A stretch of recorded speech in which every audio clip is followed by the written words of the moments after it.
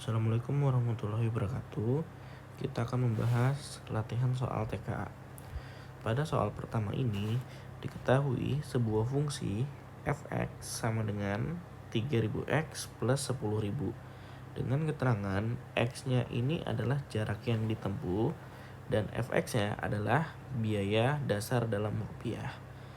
Nah, selain biaya fx tadi, ada lagi cashback, yaitu pengurangan harga ya, dengan rumusan Y akan dikurangi dengan 5.000 apabila biaya dasarnya kurang dari sama dengan 5.000. Atau menggunakan fungsi yang kedua, Y dikurang dengan 15.000 apabila nanti biaya dasarnya dia lebih dari 50.000. Nah, sekarang kita lihat di soal ini Budi ingin mengirim paket sejauh 15 kilo. Kita ketahui tadi X itu adalah sebagai jaraknya. Berarti pertama diketahui nilai X-nya adalah 15. Nah, jika nilai X-nya sudah dapat, berarti kan kita bisa nih nentuin harga awalnya terlebih dahulu. Dimana untuk harga awal adalah Fx sama dengan 3000X ditambah 10.000. X-nya kita sudah dapatkan yaitu 15, bisa kita masukkan jadi 3000 dikali 15 ditambah dengan 10.000. Nah, sehingga kita peroleh untuk biaya dasarnya adalah Fx sama dengan ini 45.000 ditambah dengan 10.000. Nah, kita dapat ya untuk biaya dasarnya adalah di angka 55.000. Nah, si Budi biaya dasarnya adalah 55.000. Berarti berdasarkan kriteria yang kedua yaitu kriteria cashback, itu kan nilainya lebih dari 50.000. Sehingga berapa yang harus dibayarnya? Ingat, tadi Y-nya itu adalah 55.000. Dan kalau sudah lebih dari 50.000, kita gunakan yang fungsi bawah ya. Maka masukkan Y dikurang 15.000 sesuai dengan fungsi cashback-nya. Y-nya masukkan yaitu 55.000 dikurang 15.000. Sehingga yang harus dibayar Budi adalah 40.000. Oke, kalau kita lihat uangnya si Budi adalah 45.000. Sedangkan yang harus dibayar adalah 40.000. Berarti apakah uangnya cukup? Nah, jawabannya adalah cukup. Berapa kelebihannya? Dia lebih 5.000 atau kembaliannya masih ada ya, yaitu 5.000. Oke, untuk soal yang bawah, ini konsepnya pun sejenis. Ada sebuah tempat les pintarku memberikan potongan untuk 50 pendaftar pertama. Jadi diskonnya itu berlaku untuk 50 pendaftar pertama, di mana potongannya adalah Y sama dengan 0,9X. Nah, setelah 50 pendaftar pertama, berarti pendaftar ke 51, 52 dan seterusnya ini nggak dapat ya diskon yang tadi. Mereka cuma dapat diskon yang kedua, yaitu diskon potongan nilai rapot. Jadi kalau kalau daftarnya 1 sampai 50 orang pertama udah dapat potongan, dapat juga diskon nilai rapot. Tapi kalau pendaftarnya lebih dari 51, 52 dan dia daftar di 53 seterusnya, maka nggak dapat diskon yang atas, cuman dapat diskon nilai rapot saja. Oke, sekarang kita lihat kejadiannya di sini. Vira adalah pendaftar ke 50. Berarti Vira masih dapat diskon yang awal ya. Berarti untuk Vira kita lihat Vira itu bayarnya adalah 180.000. Berarti tadi Y-nya ini kan adalah harga setelah diskon. Karena si Vira masuk ke dalam 50 pendaftar pertama, maka Y-nya kita dapat di angka 180.000. Berarti yang belum ada apa? Yang belum ada adalah X-nya. Maka kita cari X-nya terlebih dahulu. Oke, gunakan fungsi yang diketahui oleh soal, yaitu Y sama dengan 0,9 dikalikan dengan X. Nah, Y-nya kita bisa masukkan ya tadi, 180.000 sama dengan, nah ini 0,9 boleh ditulis menjadi 9/10 dikali X. Pecahan pindah ruas jangan lupa bisa kita balik. Jadi 180 dikali 10/9. Nah, ini kan kalau kita coret-coret, ini dapat 20 ya, maka dapat X-nya adalah di angka 200.000. Jadi kita punya nih, untuk biaya awalnya adalah di angka 200.000. Nah, karena untuk orang-orang yang berikutnya, ini kan adalah sudah lebih dari 50 orang yang daftar. Berarti mereka, si Andi, Budi, Cici, dan Dini hanya memperoleh diskon dari nilai rapotnya saja. Oke, maka kita cek berapa yang harus dibayar Andi. Nah, Andi itu kan nilai rapotnya 90. Berdasarkan kriteria, kalau 90 pas, maka masih pakai fungsi yang bawah ya. Karena ini 85 sampai 90. Berarti untuk Andi 0,8 Y. Y itu apa? Y itu kan tadi yang dibayar. Nah, karena sudah lebih dari 50 pendaftar, maka harga yang harus dibayar utuh ya, yaitu 200.000. Sehingga Andi harus membayar sebesar 160.000. Uangnya 225. Berarti Andi bisa ikut gak? Andi bisa ikut karena uangnya lebih. Nah, sekarang untuk si Budi. Si Budi nilainya 92. Oke, kalau 92 ini yang kita gunakan di atas 90 ya. Berarti diskonnya adalah 0,7 dikali Y-nya, yaitu harga awal 200.000. Nah, kita punya ini adalah 140.000.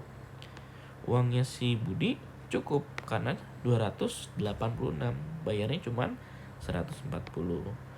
Kemudian si Cici 89%. Oke, ini berarti pakai yang bawah ya, atau 0,8 dikali 200.000. Nah, maka kita dapat 160.000. Oke, ini juga cukup duitnya. Dan satu lagi si Dini, nilainya 95. Berarti dia pakai yang atas, yaitu 0,7 dikali 200.000 atau dapat 140.000. Nah, ini uangnya juga lebih ya untuk si Dini. Maka baik Andi, Budi, Cici ataupun Dini, semuanya bisa ikut. Maka kita punya opsi yang D. Oke, untuk pertanyaan berikutnya, perhatikan gambar, manakah sudut yang membentuk 180 derajat. Oke, harus dipahami dulu, kalau seandainya kita punya sebuah garis lurus, nah garis lurus ini, ingat, besar sudutnya adalah 180 derajat. Ketika dari garis ini dipotong sebuah sudut, sehingga terbentuklah sudut 1, 2, 3, 4, 5, 6, 7, 8. Nah, ini ada beberapa hubungan sudut yang saling terbentuk. Yang pertama, ini adalah sudut yang saling sehadap. Dikatakan sudut yang saling sehadap apabila mereka menghadap ke arah yang sama, ke arah yang sama. Nah, tapi dengan catatan ya, mereka berada di garis sejajar. Garis sejajar. Bagaimana besarnya? Nah, untuk besarnya ini besarnya sama. Nah, contohnya apa? Contoh sudut 1 dengan sudut 5. Nah, karena kan kalau kita lihat baik sudut 1 maupun sudut 5, mereka menghadap ke arah yang sama, yaitu serong kiri atas. Terus ada lagi nggak? Ada. Contohnya sudut 2 dengan sudut 6. Sudut 4 dengan sudut 7. Sudut 3 dengan sudut 8. Nah, ini adalah sudut yang saling sehadap. Selain sudut yang saling sehadap, ada lagi sudut yang saling berseberangan dalam.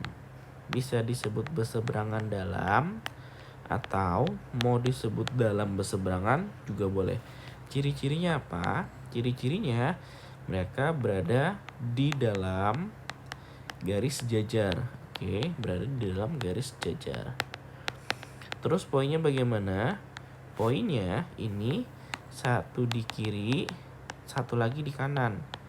Nah, jadi dia berlawanan. Begitu pula sama ya, satunya di atas, satunya lagi di bawah. Nah, untuk sudut berseberangan dalam ini dia besarnya sama. Nah, contohnya apa sih? Kita lihat untuk garis sejajarnya. Kita punya ya, garis sejajar itu adalah garis lurus yang tidak berpotongan. Nah, ini kan garis sejajar nih. Poinnya tadi yang ada di dalam garis sejajar. Berarti di antara mereka ini. Nah, untuk pemahamannya tadi, satu kiri, satu kanan, satunya di atas, satunya di bawah. Oke, berarti ini 4 dengan sudut yang di bawahnya ya. Berarti kebalikannya yaitu sudut 6. Jadi besar sudut 6 dan sudut 4 itu sama karena sudut berseberangan dalam. Terus sudut 3 dengan sudut 5. Nah, ini pun berseberangan dalam. Selain berseberangan dalam, ada lagi teori yang ketiga. Nah, teori yang ketiga ini adalah sudut yang kebalikan berseberangan dalam ya, yaitu berseberangan luar atau disebut luar berseberangan juga boleh. Nah, kalau berseberangan luar, kebalikannya aja. Dia berada di luar garis sejajar. Dan besarnya tetap sama ya. Contohnya apa? Contoh, sudut 2 ini kan di kanan atas, maka pasangannya di kiri bawah ya. Dan ingat, berada di luar garis sejajar. Jadi sudut 2 sama dengan sudut 7. Atau sudut 1 sama dengan sudut 8. Nah, ini adalah pasangan berseberangan luar.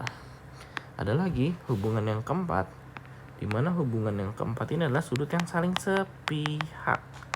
Nah, ingat, kalau sepihak ini besarnya dia nggak sama.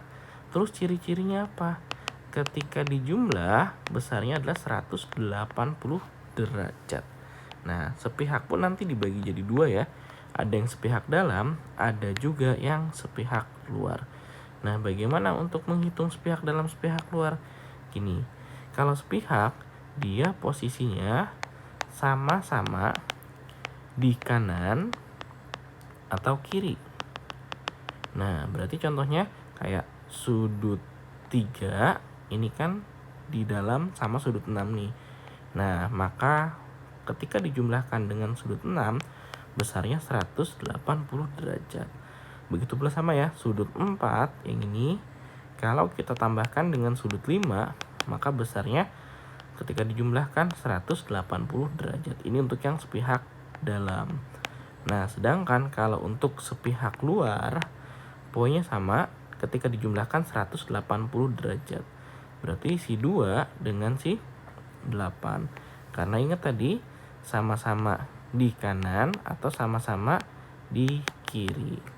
Begitu pula sama ya, sudut 1 kalau ditambah sudut 7 besarnya adalah 180 derajat. Karena sama-sama berada di luar dari garis sejajar. Oke, selain itu ada juga tambahan yaitu sudut yang bertolak belakang. Nah, kalau bertolak belakang maksudnya gimana? Gini, mereka berada pada satu titik temu. Nah, arahnya berbeda atau arah berlawanan. Nah, maksudnya gimana? Contoh nih, kita lihat ya, sudut 2 sama sudut 4 kan ketemu di sini. Tapi yang satu ke atas, yang satu serong ke bawah. Maka ingat, mereka adalah sudut yang bertolak belakang. Besarnya adalah sama. Begitu pula sama ya, sudut 1 dengan sudut 3, sudut 5 dengan sudut 8, sudut 6 dengan sudut 7. Nah, dari hubungan-hubungan sudut ini kita bisa coba jawab manakah sudut yang jumlahnya 180 derajat. Oke, kita lihat yang pernyataan 1, sudut 1 sama sudut 3. Nah, ini yang satu ngadepnya ke kiri, yang satu ke kanan. Maka ini baru kita bahas tadi ya, arahnya berlawanan. Dia adalah sudut yang bertolak belakang. Kalau untuk bertolak belakang, besarnya seharusnya sama. Berarti yang satu ini salah. Jadi bukan 180 ya, tapi besarnya adalah sama. Pernyataan 2, sudut 6 dengan sudut 7. Nah, ini 6 dan 7 benar ya. Kenapa? Karena mereka berada pada sebuah garis lurus. Nah, kalau garis lurus kan besarnya 180 derajat teorinya. Maka pernyataan 2 benar. Berikutnya sudut 2 dengan sudut 3. Nah, sudut 2 dengan sudut 3 pun sama nih. Berada pada sebuah garis lurus. Maka pernyataan 3 ini juga benar.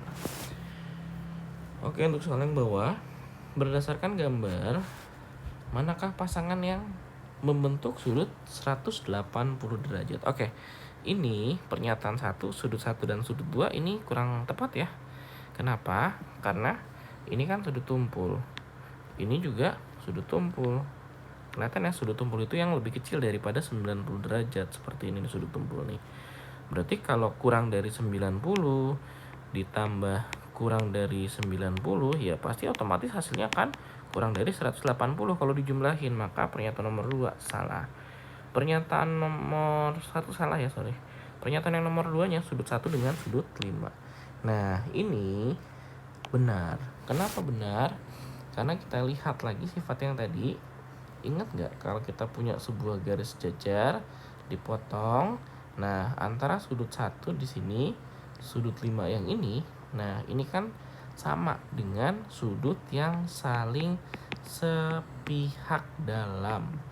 Karena berada di dalam garis jajar dan sama-sama ada di kanan garis. Loh kenapa? Coba tarik garis perpanjang.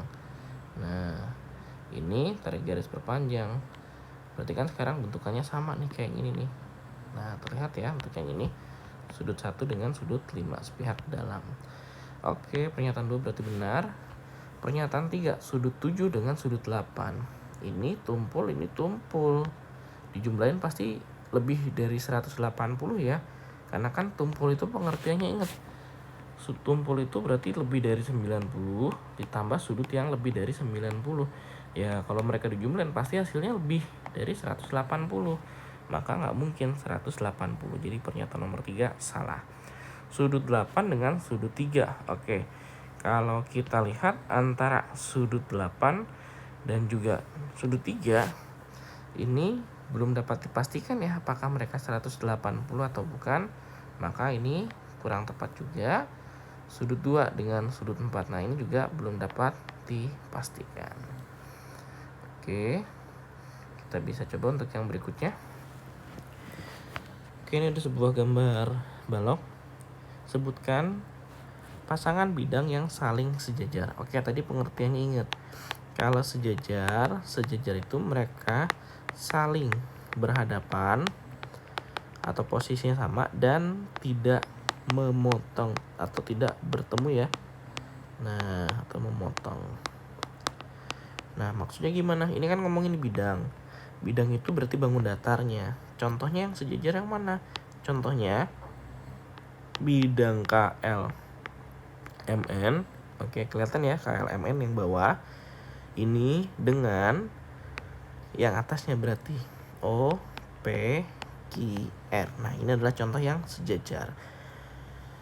Terus ada lagi ya, yaitu sebelah kirinya boleh KNRO. Nah, ini sejajar dengan LMQP.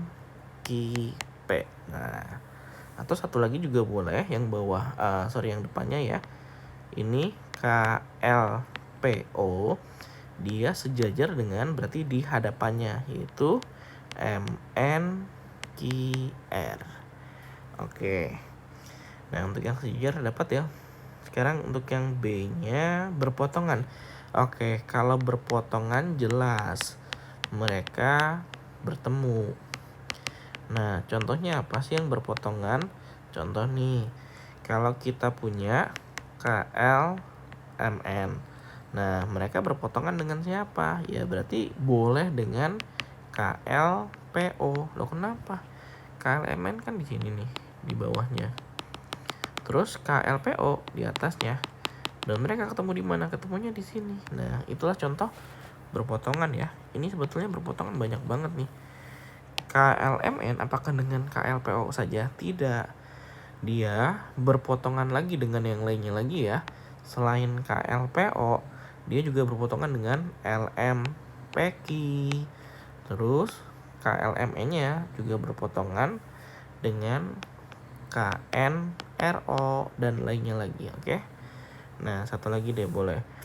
Sekarang kalau seandainya yang kita ambil adalah si LMPQ. Nah, berarti LMPQ berpotongan dengan yang mana? Ya, berarti LMPQ ini nih.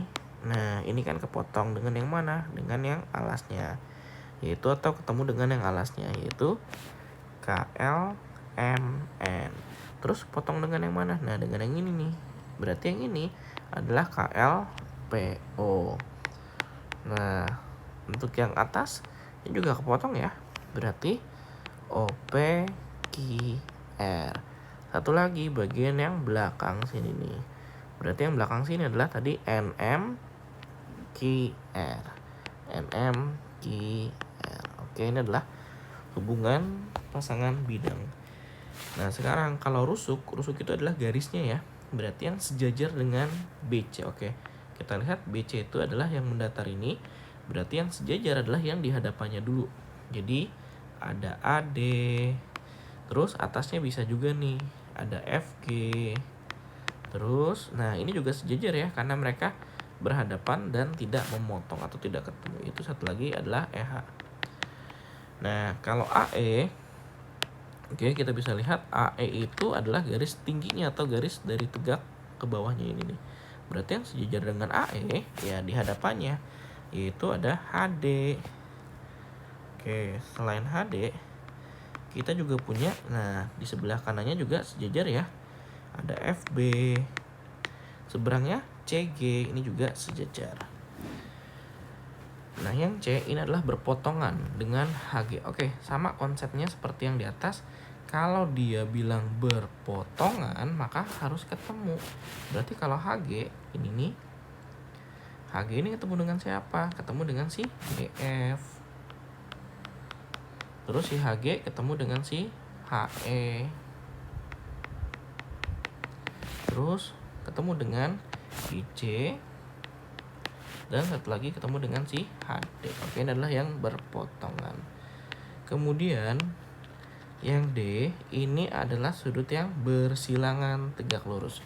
Oke, pahami kalau bersilangan dia tidak memiliki titik pertemuan.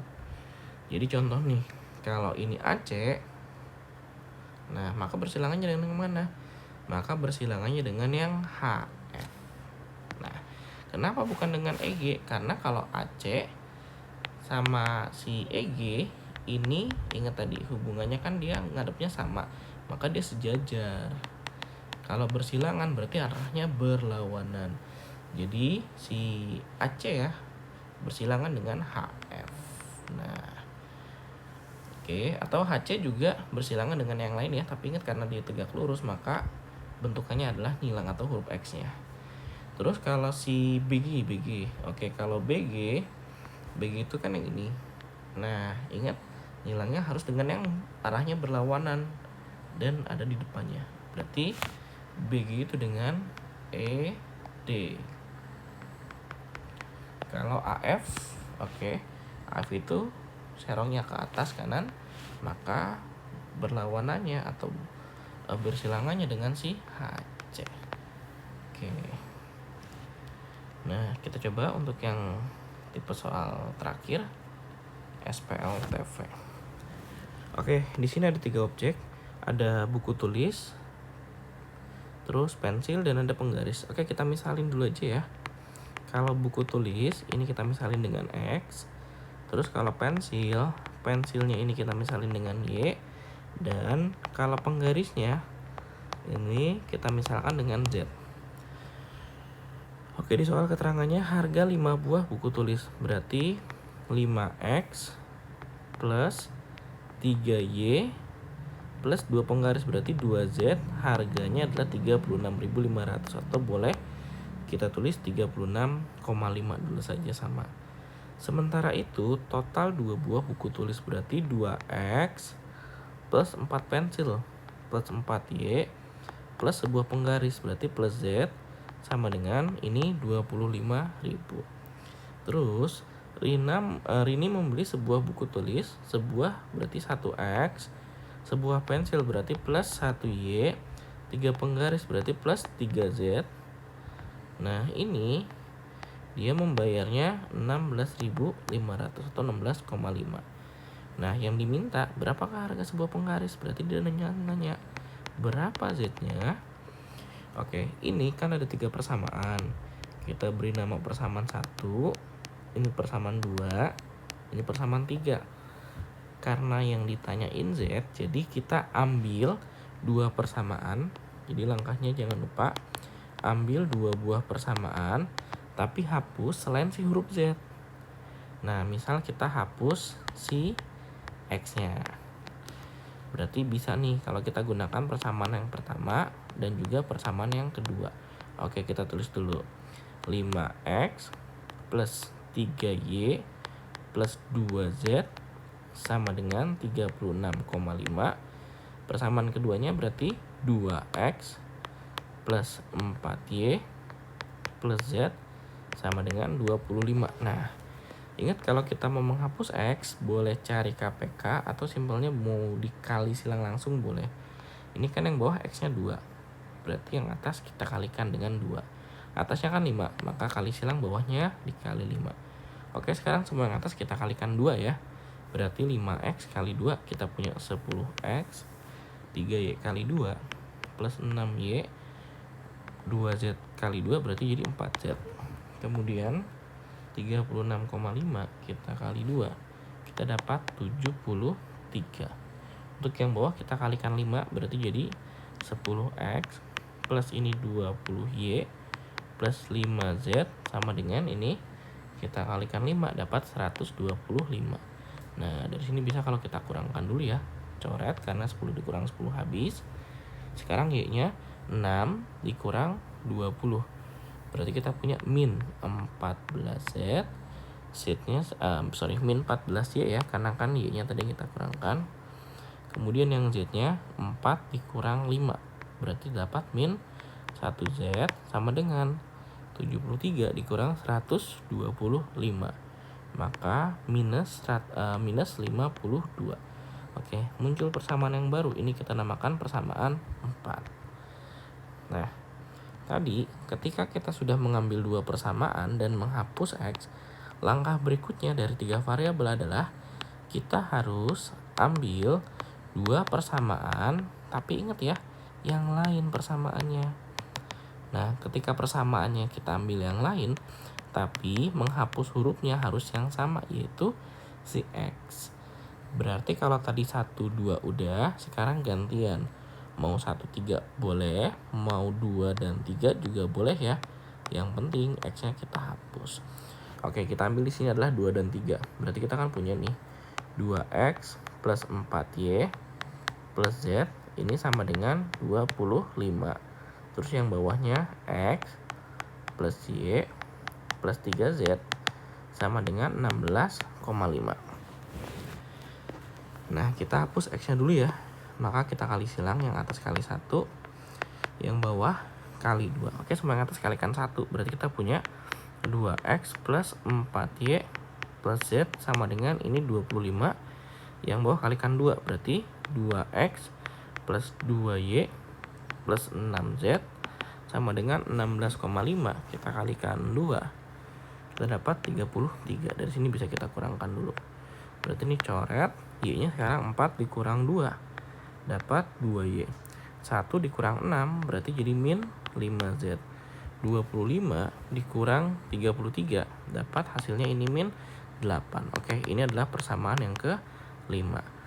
Nah, kalau ini sudah, maka langkah terakhir di persamaan 4 dan persamaan 5-nya ini bisa kita hapus yang tidak kita butuhkan, yaitu hapus si Y-nya. Nah, maka kita punya yang tadi persamaan 4 adalah min 14Y, kemudian min Z sama dengan min 52. Persamaan 5-nya 2Y min 5Z sama dengan min 8. Oke, kita kan mau menghapus Y-nya. Bisa nih kalau dikalikan silang. Cari KPK 2 sama 14. KPK 2 dan 14 itu kan adalah 14. 14 supaya tetap 14 dikali 1. 2 supaya 14 berarti kita kalikan 7. Oke, sekarang sebelah atas kalikan 1. Jadi min 14Y kemudian min Z sama dengan min 52. Yang bawah dikali 7 ya. Jadi positif 14Y min 35Z ini min 56. Ingat, ketika kita lihat Y-nya sama, hanya saja berbeda tanda, eliminasinya itu nggak selalu dikurang ya, tapi ditambah. Jadi kalau yang satu min, satu plus, eliminasinya ditambah. Oke, sekarang Z-nya min 1 tambah min 35. Berarti kita punya min 36Z. Berikutnya min 52 tambah lagi min 56, berarti udah hutang 52, nambah lagi hutangnya 56, berarti hutangnya adalah 108. Berarti dari sini Z-nya kita punya 108.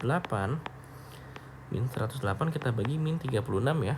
Oke, kalau kita bagi, kita dapat yaitu Z-nya adalah di angka 3. Oke, untuk yang ini soal terakhir. Nah, ini kita geser ke bawah dulu. Oke, di soal terakhir ini juga sama tipenya ya. Kita misalkan dulu saja. Kalau beras ini adalah sebagai X.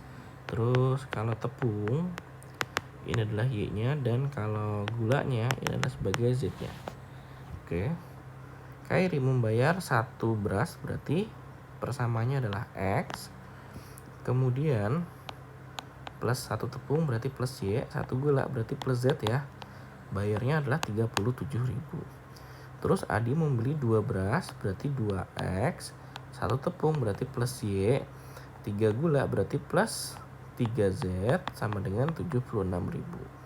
Rivaldi memberi 1 beras berarti 1X, 2 tepung berarti plus 2Y, 2 gula berarti plus 2Z. Ini 59. Nah, kalau ini sudah, yang jadi pertanyaan ini kan kalau 3X plus Y plus 4Z. Nah, ini bayarnya berapa? Konsepnya sama kayak tadi. Kita bisa ambil 2 buah persamaan dulu ya. Kemudian bebas. Kita mau menghapus X-nya boleh atau mau menghapus Y-nya boleh. Oke, kalau kita lihat ini, hapus X-nya lagi boleh ya. Jadi kita ambil persamaan 1 dan persamaan 3. Oke, jangan lupa ini tadi persamaan 1, persamaan 2, ini persamaan 3. Persamaan 1 dan 3 misal nih yang mau dihapus adalah si X-nya. Berarti kita bisa gunakan ini X plus Y plus Z sama dengan 37. X plus 2Y plus 2Z sama dengan 59. Nah, ini kebetulan kan udah sama persis, maka nggak usah dikali silang ya. Bisa langsung dikurang, jadi X dikurang X habis. Nah, berikutnya Y dikurang 2Y, jadi dapat min Y. Z dikurang 2Z, jadi dapat min Z. Terus 37 dikurang 59 dapat min 22. Nah, ini dapat persamaan yang keempat. Oke, berikutnya setelah kita menghapus persamaan 1 dan persamaan 3, kita bebas menghapus persamaan yang lain. Nah, yang penting X-nya harus kita hapus karena yang dihapus hurufnya haruslah sama. Oke, sekarang kita coba kalau kita menghapus persamaan 2 ya dan persamaan 3. Ingat ya, menghapusnya harus sama, yaitu kalau awalnya menghapus X, maka ini harus X juga yang kita hapus. Persamaan 2-nya 2X plus Y plus 3Z sama dengan 76. Yang bawahnya X plus 2Y plus 2Z sama dengan 59. Oke, hapus X-nya ya. Berarti ini 1, ini 2. Kita kalikan silang. Atas kali 1, bawah kali 2. Berarti kita punya 2X plus 2Y plus 3Z sama dengan 76.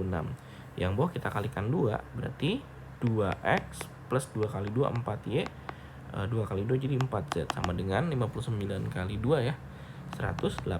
Oke, ini kita kurangkan, coret 2Y dikurang 4Y maka min 2Y. 3Z dikurang 4Z maka min Z. 76 dikurang 118 18 ya ini. Maka dapat min 42. Oke, ini persamaan yang ke-5. Oke, langkahnya sama tadi. Persamaan 4 dan persamaan 5 kita bisa eliminasi. Oke, sekarang 4 dan 5-nya. Oke, min Y min Z sama dengan min 22. Min 2Y min Z sama dengan min 42. Nah, ini kayak tadi nih. Kebetulan udah sama. Langsung kurangkan. Jadi min dikurang min habis. Sekarang Y-nya min 1 dikurang min 2. Min 1 dikurang min 2. Min ketemu min kan plus. Jadi plus ya. Kita punya di sini adalah plus Y. Belakangnya juga sama, min 22 ditambah ya berarti 42. Jadi hasilnya kita punya yaitu di angka positif 20. Nah, Y-nya kita dapat 20. Sekarang Z-nya tinggal kita masukkan. Yang atas boleh, yang bawah boleh kita masukkan ke yang atas. Tadi kan yang atas min Y, min Z sama dengan ini min 22. Y-nya ganti. Min Y, min 20 sama dengan min 22. Pindahin. Jadi min Y sama dengan min 22 ditambah 20 ya. Ini min Y sama dengan min 2. Atau dapat nih, Y-nya adalah di angka 2. Oke, kalau Y-nya udah dapat, tinggal cari X-nya. Masukkan ke yang 3 persamaan ini ya, pilih salah satu. Berarti X plus Y plus Z sama dengan 37. Oke. Nah, sorry, ini kayaknya salah ngitung nih. Bentar. Kita coba cek ulang karena Y-nya yang 20 ya. Berarti kita masukkan ulang. Kalau Y-nya 20, berarti ini min 20 min Z ya, sama dengan min 22. Oke, ini dapat min Z sama dengan min 22 plus 20. Berarti min Z sama dengan min 2, atau dapat ya Z-nya adalah 2. Nah, dari sini masukkan X-nya belum ketahuan. Y-nya 20, Z-nya 2 sama dengan 37. Ini kan 22 nih, berarti X-nya sama dengan 37 dikurang 22 ya, sehingga kita dapat X-nya adalah di angka 15. Oke, pertanyaannya di soal ini 3X plus Y plus 4Z. Berarti 3 kali 15 plus 20 plus 4 kali 2 ya, 45 plus 20 plus 8. Berarti 65 plus 8 jadi 75.